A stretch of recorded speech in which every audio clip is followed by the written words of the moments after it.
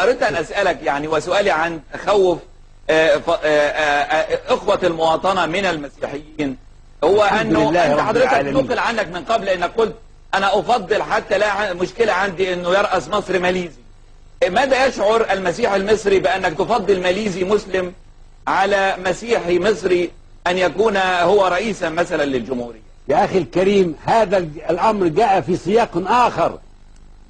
حكاية ماليزيا أنا كنت بدعو إلى وحدة إسلامية على غرار الاتحاد الأوروبي، وتتغلغ السلطات بين دولة ودولة كما يحدث في الاتحاد الأوروبي. فهم خدوا جزء من الموضوع. حينما قلت طز في مصر، طز في مصر، كنت أقول طز في مصر العلمانية، طز في مصر، طز في مصر، طز في مصر.